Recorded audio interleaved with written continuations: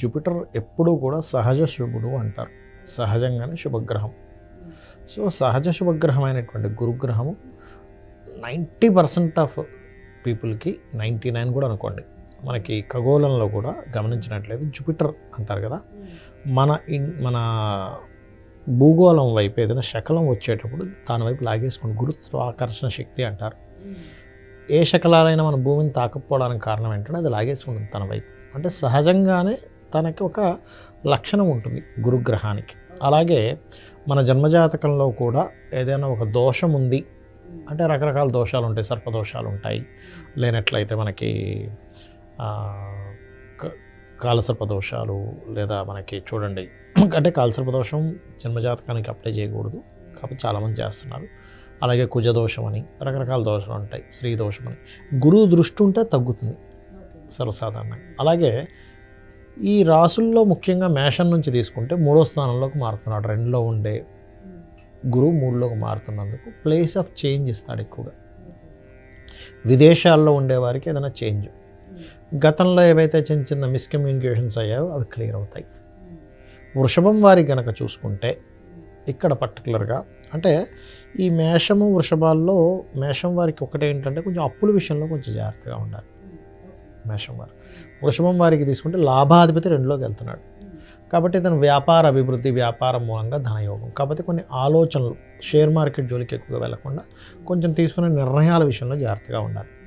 మిథునం వారికి కనుక తీసుకుంటే ఈయన బాధకుడు అవుతాడు. ఈ లగ్నం వారికి, ఈ రాశి వారికి గురువు.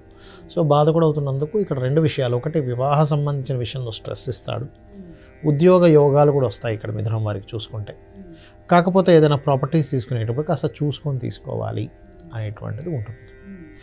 అదేవిధంగా కర్కాటకం వారికి కనుక తీసుకుంటే షార్ట్ జర్నీస్లో జాగ్రత్తగా ఉండడం, అగ్రిమెంట్స్ చేసుకునేటప్పుడు జాగ్రత్తగా ఉండడం, విదేశాలకు వెళ్ళి ఉన్నత ఉద్యోగాల కోసం చేసే ప్రయత్నం ఫలిస్తుంది. ఇక సింహం వారికి కనుక చూసుకుంటే కనుక ఇక్కడ ఫైనాన్షియల్ మ్యాటర్స్ విషయంలో జాగ్రత్తగా ఉండాలి. బట్ లాభగురువు మంచివాడే, అది కొంచెం పెద్ద మొత్తంలో ఏదైనా బిజినెస్ పరంగా కానీ రావాల్సిన డబ్బు కూడా వస్తుంది, రాదని కాదు. కానీ మనం ఎవరికైనా అప్పు రూపంలో ఇస్తున్నాము, అవి కొంత జాగ్రత్తగా ఉండాలి. ఇక కర్కాటకం వారికి కనుక చూసుకున్నట్లయితే కన్యా వారికి కనుక చూసుకున్నట్లయితే ఈ కన్యా రాశి వారికి దశమంలో ఉంటాడు గురువు, మారడం దశమంలోకి మారుతాడు, ఇన్ని రోజులు భాగ్యంలో ఉన్నటువంటి. అయితే ఈ లగ్నానికి గురువు శుభుడు కాదు, దశమంలో ఉంటున్నాడు. కాకపోతే దానివల్ల ఏమవుతుంది ఏమిటి అని చెప్పి చూసుకున్నట్లయితే కొంత ప్రాపర్టీస్ పరంగా, వివాహ పరంగా ఉండే స్ట్రెస్లు ఎక్కువ అవుతూ ఉంటాయి. వాటి వల్ల కొంచెం కెరీర్ పరమైన విషయాల్లో కొంత స్ట్రెస్ ఉండడం జరుగుతూ ఉంటుంది. కాకపోతే ఏంటంటే కొంచెం వివాహ సంబంధించిన స్ట్రెస్ ఉన్నప్పటికీ అవి ముందుకు కదులుతాయి కూడా, ఎందుకంటే ఇక్కడ రాహుకేతులు కూడా మారుతున్నారు కాబట్టి. ఇక తులారాశి వారికి గురువు ఈ లగ్నాన్ని కూడా పాపే 3, 6వ అధిపతి 9లో ఉంటున్నాడు. కాబట్టి ఏంటంటే ఇక్కడ పర్టికులర్గా కొంతవరకు ఏదైనా గురువులకు సంబంధించిన విషయంలో మీకు గైడింగ్ చేసే వాళ్ళ గురించి ఏదైనా ఇన్వెస్ట్మెంట్ చేయడం, దానివల్ల కొంత స్ట్రెస్ ఉంటుంది. బట్ ఇక్కడ కొంత రుణాలు కూడా లభిస్తాయని కూడా చెప్పుకోవచ్చు. వృశ్చికం వారికి కనుక చూసుకున్నట్లయితే ప్రధానంగా ఇక్కడ ఫైనాన్షియల్ గ్రోత్ ఉంటుంది, ఎందుకంటే ఈ లగ్నానికి శుభుడు గురువు, ద్వితీయ పంచమాధిపతి అయిన గురువు అష్టమంలో ఉండి ద్వితీయ స్థానాన్ని చూస్తున్నాడు. సో ఫైనాన్షియల్ గ్రోత్ అనేటువంటిది ఉంటుంది. కాకపోతే బిజినెస్లు చేసేటప్పుడు సడన్ నిర్ణయాలు ఏవి తీసుకోకండి. ఇంకా చాలా ప్రిడిక్షన్స్ ఉంటాయి, బట్ నేను కొన్ని చెప్తున్నా. ఇక ధనస్సు వారికి కనుక చూసుకున్నట్లయితే ఇక్కడ గతంలో పడినటువంటి ఇబ్బందులు ఏవైతే ఉన్నాయో కొంచెం మనకి వివాహ విషయంలో కావచ్చు, లేనట్లయితే ఎడ్యుకేషన్ విషయంలో కావచ్చు, అవన్నీ చాలా మటుకు క్లియర్ అవుతాయి సప్తమంలో గురువు వల్ల. వివాహ సంబంధాలు కూడా కుదురుతాయని చెప్పచ్చు. కాకపోతే కెరియర్లో మార్పులు కూడా కొంత జరుగుతాయి. ఇక మనకి అంటే కెరియర్ గ్రోత్ ఉంటుంది, మార్పులు ఉంటాయి, 2 ఉంటాయి. మకరం వారికి కనుక తీసుకుంటే 6 గురువు, 6లో గురువు ఉన్నప్పుడు ఏమిటి అని చెప్పి చూసుకున్నట్లయితే ప్రధానంగా ఇక్కడ కొంచెం పెద్ద మొత్తంలో అప్పులు ఇవ్వడం తీసుకునే విషయాల్లో కొంత జాగ్రత్తగా ఉండాలి. ఓకే, కొన్ని గతంలో ఏవైతే గొడవలు అవుతాయనుకునేవి కొంతవరకు మధ్యవర్తుల వల్ల కొంత సెటిల్ అవుతూ ఉంటుంది. అండ్ అలాగే ఇంకోటి ఏంటంటే ఈ మకరం వారికి సిబ్లింగ్స్ ఎవరైనా ఎడ్యుకేషన్ పర్పస్లో ఉన్నత సంబంధించిన ఎడ్యుకేషన్ కొంచెం ఆగిపోయిన బ్యాక్లాగ్స్ కూడా క్లియర్ అవుతాయి సిబ్లింగ్స్కి. ఇక కుంభం వారికి కనుక చూసుకుంటే ఇక్కడ సంతానం గురించి ఎప్పటి నుంచో ప్రయత్నం చేస్తున్నటువంటి సంతానం సంబంధించి కొంతవరకు మూమెంట్ అనేటువంటిది ఉంటుంది. కాకపోతే వీళ్ళు కాస్త వాహనాల మీద వెళ్ళేటప్పుడు షేర్ మార్కెట్ విషయంలో కొంచెం జాగ్రత్తగా ఉంటే సరిపోతుంది. కొంత యోగిస్తుంది కానీ కొంత జాగ్రత్త కూడా వహించాలి. ఇక మీనం వారి కనుక చూసుకుంటే ఇది ప్రాపర్టీ యోగాన్ని ఇస్తుంది. కాకపోతే మీనం వారికి ఒక పక్క ఎల్నాడు శని కూడా నడుస్తుంది, అది కొంచెం చూసుకోవాలి. అలాగే ఉద్యోగరీత్యా కొంతవరకు పేరు ప్రఖ్యాతలు రావడము, శని శ్రమకారకుడు కదా, కాస్త శ్రమ ఎక్కువగా ఉండడం జరుగుతూ ఉంటుంది. అయితే ఎప్పుడైనా కానీ ఏ గ్రహమైనా మీకు మంచి ఫలితాలు ఇవ్వాలి, అందులో ముఖ్యంగా గురువు మంచి ఫలితాలు ఇవ్వాలంటే ఇప్పుడు నడుస్తున్నటువంటి గోచారరీత్యా కూడా మీరు దక్షిణామూర్తి స్తోత్రము మెయిన్గా చేసుకుంటూ ఉండాలి. అలాగే శని యొక్క ప్రభావం కూడా తగ్గాలి అంటే కనుక కాలభైరవ అష్టకము చదవడము, గోవుకి బెల్లం తినిపించడము, కాస్త నూనె శివాలయంలో నూనెను దానంగా ఇవ్వడము, ఇవి చేస్తూ ఉండడం. లేదా గూడాన్నము అంటారు, బెల్లముతో చేసినటువంటి పదార్థాన్ని మనం దేవుడి దగ్గర నివేదన చేసి దాన్ని నలుగురికి ప్రసాదంగా పంచడం చేసినట్లయితే అన్ని విధాలా బాగుంటుంది. 6 నిమిషాలు వచ్చింది.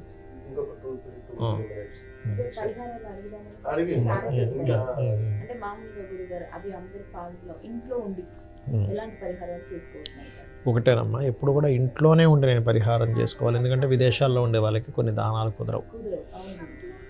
ఒకటే దానం ఇవ్వలేను అనుకునేవారు నేను చెప్పేది ఏంటంటే అరటికాయలు గోవుకు తినిపించవచ్చు, లేదంటే గోశాల కూడా మాకు దగ్గరగా లేదు, ఏం చేయాలి అని అనుకునేటువంటి వాళ్ళు ఇంట్లో ఒకటే దిగంబర దిగంబర శ్రీపాదవల్లభ దిగంబర అనే మంత్రం, లేదా దక్షిణామూర్తి యొక్క స్తోత్రం వినడం, చదవడం అందరికీ రాదు, వినడం చేయొచ్చు. పసుపు రంగు వస్త్రాలు మీ ఇంట్లో పనిచేసే వాళ్ళకి లేకపోతే ఎవరికైనా బ్రాహ్మణులకి దానంగా ఇవ్వచ్చు. అంటే కొంతమందికి గురువు ఏంటంటే పాపి అవుతాడు, అంటే కొంతమంది జాతకాల్లో నీచంలో ఉన్నాడు, గురు మహర్దశ బాగాలేదు, అలాంటప్పుడు గురువు ఉన్న పొజిషన్ కూడా బాగాలేదు అనుకోండి, అప్పుడు ఏమవుతుందంటే ఇంకొంచెం ఎఫెక్ట్ ఎక్కువగా ఉంటుంది. ఎలాంటి ఎఫెక్ట్ ఉంటుంది గురువు బాగాలేని వాళ్ళకి అంటే గురువులతో ఇబ్బంది, లేకపోతే ఒక పూజ చేయబోయి ఇంకోటి ఏదో, అంటే కొంతమంది చూడండి కొన్ని ఇప్పుడు సహజంగా కూడా ఈ శని ఇలా ఉన్నప్పుడు ఏమవుతుందంటే వైదిక సంబంధించిన పూజలు పక్కన పెట్టేసి కొంచెం డిఫరెంట్ పూజల వైపు మనుషులు కూడా మల్లుతూ ఉంటారు. ఇటువంటివి కూడా జరుగుతూ ఉంటాయి. అటువంటివి చేయడం వల్ల కొంతమందికి ఎఫెక్ట్ ఉంటుంది, కొంతమందికి మంచి జరుగుతుంది కానీ, ఎందుకంటే వాళ్ళకి అది కుదరనప్పుడు. అలాగే గురువుల ద్వారా కొంతవరకు వీళ్ళకి కొంత నిందలు పడ్డం, గురువు బాగోపోతే, ఇవన్నీ కూడా దక్షిణామూర్తి స్తోత్రం కనుక చదువుకుంటే వింటే ఏమవుతుందంటే ముందుగా దాని అర్థం తెలుసుకొని చేయాలి. అప్పుడు జ్ఞానం అనేటువంటిది వస్తుంది. మనం దేని గురించి ఇబ్బంది పడుతున్నాం, నేను దేనికి బాధపడాలి, నేను దేని గురించి అనవసరంగా నేను చింతిస్తున్నాను. ఇప్పుడు భగవద్గీతలో అదే కదమ్మా, శ్రీకృష్ణ పరమాత్మ యుద్ధరంగంలో ఉండే వాళ్ళందరినీ చూసి వీళ్ళందరినీ చంపేసి నేను నెత్తుడు కుడి తినాలా, గురువులను మేనమామలను తండ్రులను సహోదరులను వీళ్ళందరినీ చూసి హృదయము ద్రవించి నకాంక్షే విజయం కృష్ణ అంటాడు. అంటే నాకు విజయం వద్దు, రాజ్యము వద్దు అన్నప్పుడు నీ ధర్మం నువ్వు చేయాలి అని చెప్పి ఆయన మళ్ళీ చెప్తాడు. అలా మన జ్ఞానోదయం అవుతుంది దక్షిణామూర్తి స్తోత్రం కనుక చదివినట్లయితే. సో ఇది చేసుకుంటే సరిపోతుంది.